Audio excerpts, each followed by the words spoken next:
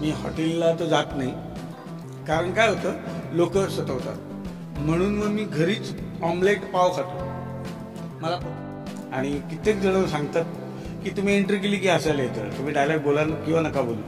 त्यामुळे ही गंमत आहे. 4-5 महिने जातील तेव्हा थोडं टेन्शन आलं होतं. म्हटलं आता ह्या कार्यक्रमाशिवाय एवढी सवय झाली आहे, एवढे दिवस राहू शकत नाही आम्ही. झाला तर कुठला पिक्चर? नाही, मी कॉमेडी करेन, चित्रपट, आणि लोकांना त्यातून संदेश पण मिळेल असा चित्रपट, आणि जो सतत पाहावासा वाटेल. जिथे भाऊ कदम असेल तिथे हसताना हा विचारणं प्रश्न चुकीचा आहे, कारण की जेव्हा भाऊ कदमची एंट्री होते तेव्हाच प्रेक्षक हसायला सुरुवात करतात. ही काय जादू?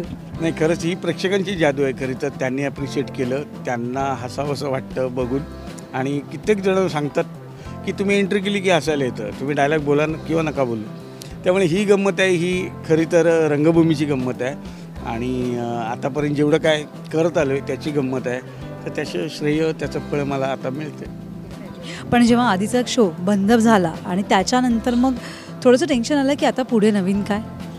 नाही, बंद झाला तेव्हा थोडं म्हणजे आम्हाला सांगितलं होतं की थोडं आपण गॅप घेतो आहे, आणि ती हवी होती. 10 वर्षानंतर पहिल्यांदा गॅप मिळत होती, त्यामुळे बरं वाटत होतं. पण एका अर्थी जेव्हा टाईम त्याचा कळला की लेट सुरू होणार आहे, 4-5 महिने जातील, तेव्हा थोडं टेन्शन आलं होतं. म्हटलं आता ह्या कार्यक्रमाशिवाय एवढी सवय झाली आहे, एवढे दिवस राहू शकत नाही आम्ही. 2 महिने ठीक आहे, पण हे जास्त म्हणून मग जरा टेन्शन आलं होतं. त्यात किती दिवसाची सुट्टी घेतली? नाही, तेव्हा महिनाभरच सुट्टी घेतली खरं तर, आणि मग आमचा हा नवीन कार्यक्रम सुरू झाला. महिनाभरात काय काय केलं भाऊ? काय नाही, मी मस्त फॅमिलीबरोबर फिरायला गेलो. मी ताडोबाला गेलो फॅमिलीला घेऊन 4 दिवस. त्याचे धमाल केली. पोराने वाघ दिसला, तो महत्त्वाचा होता माझ्यासाठी, कारण मला दिसला नव्हता त्यावेळी जेव्हा ग्रुपबरोबर गेलो होतो तेव्हा. पण पोरांबरोबर गेलो तेव्हा खूप पैसा वसूल झाला. नंतर मी फिरायला काय काय ठिकाणी गेलो. बायको आमची कुठे तीर्थयात्रेला गेली होती, त्यामुळे खुश होते सगळे. 1 महिना पूर्ण मजा लुटली आहे. मजा लुटली. अरे आता पुन्हा एकदा कामाला रुजू झालात, पुन्हा आता चालू झालं आहे सगळं रुटीन. कुठला कट्टा तुमचा फेवरेट आहे? बरेच इथे छोटे छोटे सेट्स आहेत, तर काय सांगाल तुमचा फेवरेट? माझा फेवरेट म्हणजे तसं सगळंच फेवरेट आहे. जसं आपल्याला ह्याची गरज सगळ्याची लागते. म्हणजे आधी ही चाळ जी आहे आमची तात्याची चाळ, त्या चाळीत घर घेण्यासाठी बँकेचं कर्ज लागतं, ते बाजूला बँक आहे. त्याच्यानंतर जरा कुठे बरं वाटलं, पैसे यायला लागले, कॉफी बरिस्ता आहे. त्याच्यानंतर भूक लागल्यावर घरी बायको नसेल, जेवण बनवता, हा आमचा अण्णा जेवायला आहे. आणि नंतर ही आमची मंडळी. त्यामुळे सगळं आपल्या रिलेटेड असंच आहे. आणि हे घर खूप आवडतं मला, सगळंच आवडतं, आणि तुम्हालाही आवडेल. हे बघा काय आयुष्यात जेव्हा बायको घरी नसते तेव्हा तुमचं फेवरेट हॉटेल कुठलं?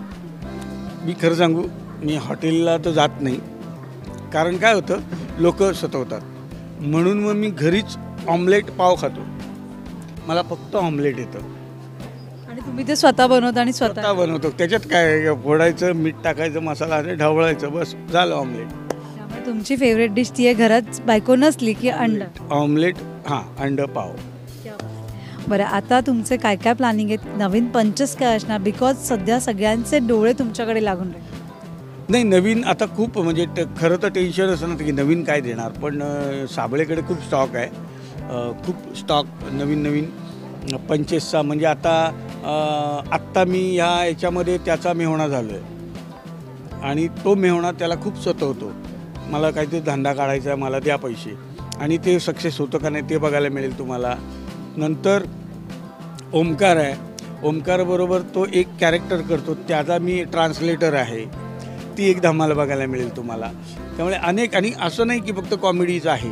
त्याच्यानंतर काही आत्ताच आम्ही हे ॲक्च्युली रिलीज झालं आहे ना आपलं.